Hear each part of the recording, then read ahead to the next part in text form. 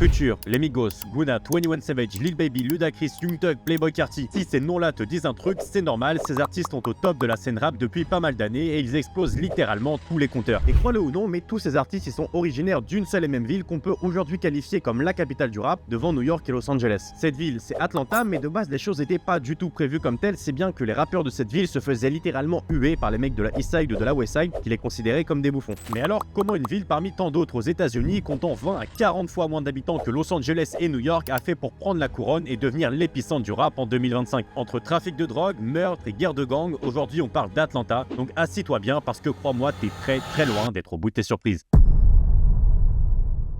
Hop, je prends juste 2 secondes pour te dire de t'abonner, d'aimer la vidéo, de commenter. C'est la meilleure manière de me soutenir et de récompenser le travail que j'ai fait. Voilà, c'est bon, je te laisse tranquille maintenant. Bref, avant de comprendre comment Atlanta s'est fait une place dans le paysage rap et comment ils ont fait pour devenir la capitale du rap à l'échelle mondiale, il faut déjà remettre un petit peu de contexte sur les choses parce que c'était pas gagné du tout. Dans les années 90, lorsque le rap et son industrie ont réellement commencé à devenir quelque chose de concret, c'était une affaire quasi exclusive entre les rappeurs de New York et les rappeurs de Los Angeles. C'était la East Coast contre la West Coast, Tupac versus Biggie, Bad Boy contre Death Row, enfin bref. À ce moment, pour véritablement se faire une place dans l'industrie, il fallait à tout prix venir d'un endroit crédible, d'un endroit gang, et les deux seuls prétendus endroits crédibles qu'il y avait aux États-Unis, c'était soit Los Angeles, soit New York. Alors, ça n'a pas empêché quelques artistes de villes extérieures de faire un peu de bruit à l'époque, comme les Ghetto Boys originaires de Houston, Live Crew de Miami, ou même un peu plus tard Bone Thugs and Harmony originaires de Cleveland. Mais globalement, ces mecs-là, leur succès n'était pas comparable au NWA, au Wu-Tang et tous les autres rappeurs en vogue aux États-Unis au début des années 90 qui venaient tous de ces deux villes. Il y avait véritablement une grosse importance accordée à l'endroit d'où tu venais qui impactait ou non ta légitimité à rapper. Sauf qu'évidemment, tous ces rappeurs qui sont ni de Los Angeles ni de New York, ça leur gave un peu d'être des rappeurs parmi tant d'autres dont tout le monde se fout parce qu'ils viennent pas d'un endroit stylé. Eux aussi ils ont des choses à dire, eux aussi ils ont des choses à revendiquer et ils sont tout aussi légitimes que les autres de pouvoir rapper, et c'est pas parce que des mecs de New York ou de LA disent qu'ils ne le sont pas qu'ils ne vont pas le faire. Et c'est comme ça que de plus en plus de villes ni de la East Side ni de la West Side vont commencer à faire du rap et à revendiquer leur place, dont une certaine du nom de Atlanta qui va un peu mieux se démarquer que les autres. Le premier vrai point de départ de Atlanta dans le rap, c'est au début des années 90 avec deux mecs du nom de LA Red et de Babyface. Eux, c'est deux producteurs qui n'ont rien à voir avec Atlanta de base. LA Red, il est né à Cincinnati dans l'Ohio et Babyface à Indianapolis, et ils se sont rencontrés parce qu'ils étaient dans le même groupe de musique. C'est que de fil en aiguille qu'ils ont commencé à bosser ensemble dans la production, d'abord à Los Angeles avec noms comme The Whispers, Whitney Houston ou encore Bobby Brown, avant de sentir l'opportunité grandissante vis-à-vis du nouveau genre musical de plus en plus en vogue à l'époque, le rap. Sauf que nos deux potes là, il faut vraiment qu'ils tirent leur épingle du jeu. Des producteurs, des labels dans le rap à ce moment, il y en a déjà pas mal en vrai, et arriver dans ce milieu-là déjà assez concurrentiel dans les grandes villes, c'est pas le meilleur des moves. Ils ont plutôt intérêt à aller exploiter là où il y a du potentiel, c'est-à-dire dans les autres grandes villes américaines, et c'est comme ça qu'ils posent leur valise à Atlanta en 1989. Leur plan est donc très clair, monter un label à Atlanta et commencer à développer la musique hip-hop avec les artistes du coin, et pour ça leur label, ils l'appelleront LaFace. Ça y est, la machine est lancée. En 1991, le duo signe leur premier artiste, un duo du nom de Damien Dame, qui ne va pas tarder à faire ses preuves puisque leur single du nom de Exclusivity va atteindre la première place des classements américains. Suite à ça, en 1992, le label va ouvrir ses portes à d'autres artistes, TLC, Criss Cross, qui rapidement vont mutuellement faire disque de platine sur des singles et commencer à donner vraiment pas mal de crédit au label. La visibilité et l'argent dont ils ont bénéficié grâce à leur premier succès vont leur permettre d'aller dénicher de plus en plus de talents, et c'est comme ça que LA Red et Babyface vont signer un mec pas très connu à l'époque du nom de Usher. Oui, c'est bien le Usher auquel tu penses, mais ils vont pas s'arrêter là, ils vont aussi signer un collectif du nom de Goody Mob et surtout un duo du nom de Outkast. Outkast, ça va clairement être le tournant de l'histoire d'Atlanta dans le rap. Bien qu'ils ne soient pas les premiers à ce moment à être signés par le label, ni le premier groupe à rapper, c'est clairement ceux qui vont le plus représenter pour la ville d'Atlanta. La ville va alors commencer à faire de plus en plus de bruit. À ce moment, ça commence à vraiment rapper de plus en plus sérieusement. Outkast forme même un duo avec Goody Mob du nom de Dungeon Family. Ils sont bien accompagnés par leur producteur du nom de Organized Noise, et petit à petit Atlanta commence vraiment à se faire une place dans la sphère hip-hop. De plus en plus de singles, de plus en plus d'albums commencent à sortir, mais le big projet de toute cette effervescence, c'est évidemment le premier album de Outkast en 1994, South and Play, Alice Cadillac Music. Ce projet, c'est probablement celui qui représente le plus le rap d'Atlanta à l'époque, ce que les gens appellent le Dirty South, un style bien d'Atlanta avec le vocabulaire de la ville, des inspirations G-Funk, des flows rapides et énergiques. Et grâce à ce projet, on peut clairement dire que Outkast a mis Atlanta sur la carte des États-Unis. Le projet va même arriver 20e au classement Billboard, ce qui est une très belle réussite. Parce que on pourrait se dire que 20e, c'est pas exceptionnel comparé à ce qu'ils ont pu faire plus tard dans leur carrière, mais déjà de 1, c'est leur premier album, et de 2, regarde un peu tous les classiques qui sortent à cette époque. On est clairement à l'âge d'or du hip-hop. C'est là où les plus grands classiques du genre ont été conçus, et eux qui viennent de nulle part avec leur premier album, ils arrivent à se faire une place malgré tout. Ces projets, ça leur ouvre quelques portes et quelques récompenses, et c'est alors en 1995, à l'occasion des BET Source Awards, que le rap d'Atlanta va connaître le plus gros tournant de son histoire.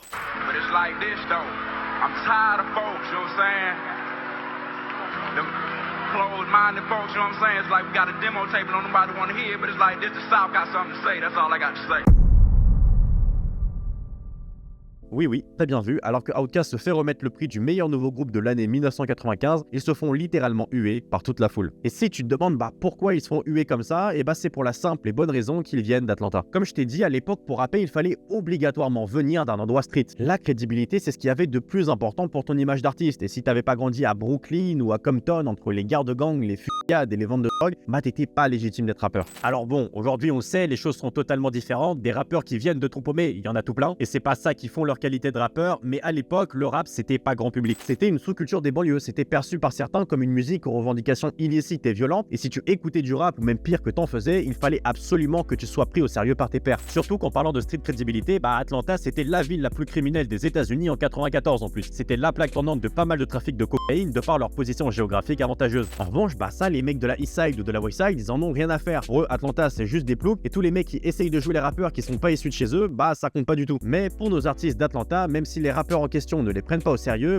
petit à petit, c'est le public qui va commencer à le faire. La classique opposition East Side versus West Side, c'est cool, mais au bout d'un moment, le public recherche un peu plus de nouveautés, et ça tombe bien parce que de la nouveauté, il y en a. André 3000 n'a pas menti, le Sud a bel et bien quelque chose à dire, et ça, Atlanta va très bien le prouver pour les années à venir.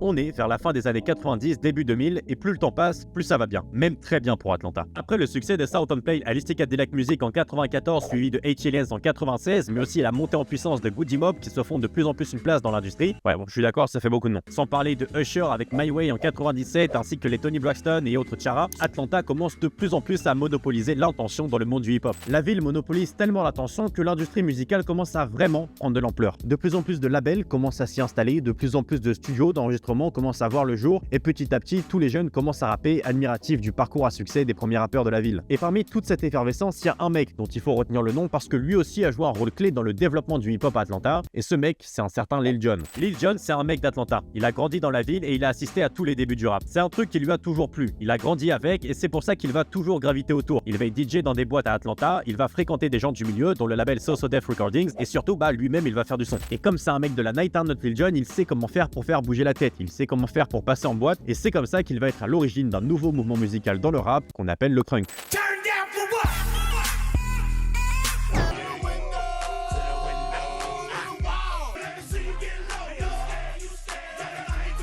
Le crunk, ça va être la première grosse révolution d'Atlanta à proprement parler. Là où New York a la boom bap, là où Los Angeles a la G-funk, Atlanta a le crunk. Un style bien particulier avec des basses bien lourdes, des refrains bien énergétiques, parfait pour passer en boîte. Malgré que ce soit pas la première chose qui vienne en tête lorsqu'on parle de rap et de Atlanta, le crunk, ça a clairement représenté une étape hyper importante dans l'histoire de la ville. C'est vraiment à ce moment que ça y est. Atlanta, c'est plus des plots qui font semblant de faire les gangsters, mais c'est véritablement une entité à part entière du hip-hop avec ses influences, ses sonorités et ses acteurs. Le crunk se popularise de malade et tourne dans toutes les boîtes aux États-Unis, renforçant ainsi la réputation d'Atlanta dans tout le pays. Et cette lumière sur la ville va amener à voir émerger de plus en plus d'artistes émergents qui bénéficient de l'engouement et du développement de la ville sur la scène musicale pour imposer petit à petit un tout autre style dans le rap. Parce que oui, comme tu le sais, Atlanta, c'est pas que le crunk. Ces mecs-là, ils s'appellent T.I., Young Jeezy, Gucci Mane, ils vont être les piliers d'un mouvement musical encore plus gros que le crunk qui va clairement faire d'Atlanta la capitale du rap pendant plusieurs années. Je parle évidemment de la trap. La trap, c'est le mouvement, voire même plus le terme qui synthétise le plus le hip-hop d'Atlanta. Si aujourd'hui on utilise le mot pour qualifier le genre musical, de base c'est un terme utilisé à Atlanta pour parler des endroits où ça dilait. Puis c'est par la suite devenu le mot pour caractériser le train de vie des habitants des quartiers populaires de la ville. Si tu vis dans la galère, tu trappes. Si tu te débrouilles pour faire des sous à droite à gauche, tu trappes aussi. Enfin bref, il a fallu attendre un petit peu pour que trap devienne un style de musique à part entière et que naisse l'expression faire de la trap. Petit à petit, ce style de musique va alors commencer à s'imposer de plus en plus dans le rap avec des projets comme Trap Music de T.I., énorme succès commercial avec plus de 2 millions de copies vendues, Let's Get It Thug Motivation de Young Jeezy qui atteindra 172 000 copies vendues dès la première semaine et tapant le top 2 au Billboard. On peut aussi parler de Trap House ou encore How to Kill de Gucci Mane. Enfin bref, c'est simple, Atlanta est de partout dans les années 2000, si bien que comme tu le vois sur cette photo, quasi la moitié des singles dans les charts aux États-Unis ont été faits par des rappeurs d'ATL. Je sais pas si on se rend un peu compte de ce que ça représente d'avoir autant d'artistes talentueux issus d'une seule et même ville, surtout que même si ça marche pour Atlanta à l'époque, c'est très loin d'être terminé. Parce que en parallèle du mouvement trap qui se développe, Atlanta ne cesse de faire du bruit avec des propositions musicales qui élargissent encore plus le catalogue de la ville. Parmi eux, on peut trouver Ludacris, Soulja Boy, Waka Flocka Fame pour ne citer que, qui dictent une partie du hip-hop à la fin des années 2000 et élargissent la proposition musicale de leur ville. Ils jouent réellement un rôle clé dans la polyvalence de la proposition musicale de la ville, ne la laissant pas ainsi dépendante de la trap ou du crunk qui pourrait juste être de passage. Désormais, les sonorités du Sud, c'est loin d'être une hype éphémère et ça va très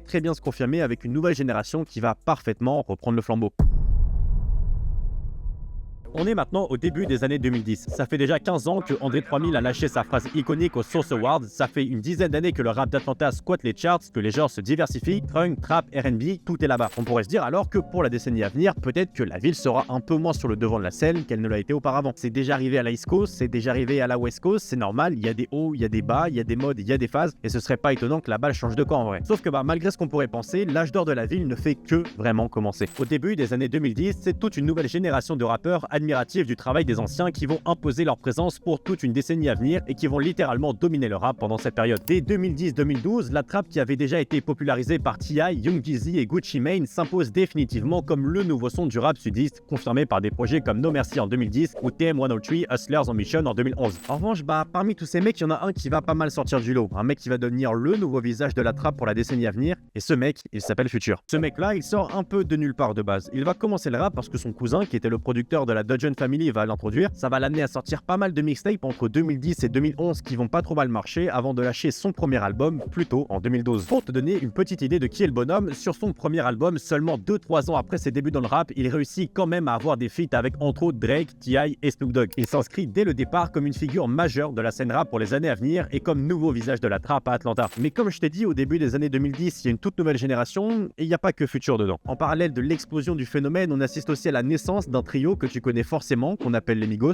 Eux aussi, ils vont changer pas mal de choses. Déjà, c'est un trio, c'est pas hyper courant et forcément ça va pas mal les sortir du lot. Ils pop avec des morceaux comme Versace qui impose un flow bien distinct jusqu'à rentrer dans le classement Billboard avec ce morceau justement. En parallèle de ça, t'as aussi un mec qui se fait appeler Young Thug qui commence à lui aussi tout casser avec des morceaux comme Stunner ou Donny Glover en 2014 avec un flow encore différent de Future ou les Migos. À partir de ce moment-là, Atlanta est déjà intouchable, ils ont 40 000 rappeurs qui pop chaque semaine, mais c'est que à partir de 2015 que les choses vont prendre un tournant un peu plus sérieux. Avec la sortie de DS2 de Future, diminutif pour Dirty Sprite 2, le rappeur va nous lâcher le plus grand album de trap de tous les temps. Cet album, c'est celui qui va faire de 1 rentrer Future dans une autre dimension et de 2 la trappe dans une autre par la même occasion. Si les T.I., Gucci Mane et autres Young Jeezy ont ouvert la porte à ce style, c'est clairement Future qui va le masteriser à 200%. Avec DS2, Future redéfinit le son de la trappe moderne, des beats minimalistes mais percutants, des flows hypnotiques, une atmosphère à la fois arrogante et désespérée où la drogue et la luxure ne sont plus des simples thèmes récurrents mais le cœur même de l'expérience musicale. Et à partir de cet album, c'est simple, chaque année, il y a du nouveau Atlanta, soit un album culte, soit un artiste hyper bouillant, soit les deux. En 2016, les Migos prennent le relais avec leur album Culture qui va véritablement marquer une génération. Le morceau Bad and Bougie devient un véritable hymne planétaire et leurs flows hachés et ultra rythmiques vont tourner en boucle sur tous les réseaux. Cette même année, un certain 21 Savage commence à faire pas mal de bruit avec sa première mixtape du nom de Savage Mode en collaboration avec Metro Boomin, producteur star d'Atlanta qui lui aussi est un acteur majeur dans l'essor de la trappe. En parallèle, Young Thug continue son ascension avec Jeffery, un projet où il brouille les frontières entre rap et mélodie, repoussant encore plus les limites du style d'Atlanta, et sa façon unique de jouer avec sa voix et son attitude excentrique marque une réelle évolution dans la manière dont on perçoit le rap moderne. Un nouveau vent de fraîcheur va encore arriver vers 2017 avec l'émergence de Lil Baby et de Gunna qui vont littéralement tout exploser à cette période. Lil Baby se révèle au grand public avec Harder Than Ever et son tube Yes Indeed en featuring avec Drake. Gunna de son côté impose un style fluide et mélodique avec Drip Season et son duo légendaire avec Lil Baby sur Drip Too Hard. Ces deux artistes incarnent la continuité naturelle du son d'Atlanta en ajoutant une touche plus polie et plus neuve tout en gardant l'ADN de la trappe. En parallèle, Atlanta n'échappe pas à la SoundCloud era qui fait de plus en plus de bruit aux États-Unis puisqu'un certain Playboi Carti impose un style complètement particulier avec son premier projet éponyme Playboi Carti, puis plus tard Daylit. D'un autre côté, Childish Gambino expose tout avec son single This Is America. Enfin bref, quand je te dis que chaque année il y a soit un projet, soit un artiste, soit les deux qui viennent d'Atlanta et qui cassent tout, c'est vraiment pas une blague. Et à partir de 2020, Atlanta va continuer de rester dans les classements, soit en faisant ce qu'ils savent le mieux faire, soit en donnant naissance à tout un tas d'artistes. Que ce soit l'influence que la ville a eue sur le rap US ou même sur d'autres pays du rap comme la France ou l'Angleterre, la décennie des années 2010 a vu naître et développer tellement d'artistes et de mouvements d'Atlanta que très clairement, même à cette époque,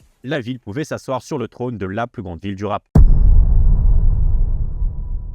Après plus de 20 ans au sommet des charts sans jamais les quitter, il est impossible de ne pas considérer l'impact d'Atlanta dans le rap. D'une ville qui était la risée de tout sa véritable épicentre de cette culture, Atlanta et ses artistes ont su faire du chemin malgré la place illégitime qui leur était accordée dans les années 90. Plus qu'un symbole d'aspiration, Atlanta représente aussi une mentalité, une communauté d'artistes soudés qui ont su se tirer vers le haut dès le départ pour en arriver là où la ville en est aujourd'hui. Parce que ouais, même si Atlanta a clairement gagné sa place comme la capitale du rap, c'est clairement pas prêt de s'arrêter. Quand tu vois l'activité, les streams, l'engouement autour des Lil Baby, Playboi Carti ou encore des Ken Carson, tu te rends compte que la ville de Géorgie a encore bien des jours devant elle, comme quoi le Sud avait vraiment quelque chose à dire. Bon, merci d'avoir regardé la vidéo jusqu'au bout les frérots. Comme d'habitude, n'oubliez pas de vous abonner, d'aimer la vidéo et de commenter, ça aide vraiment de fou. Nous on se dit à dans pas longtemps. Bisous, bonheur.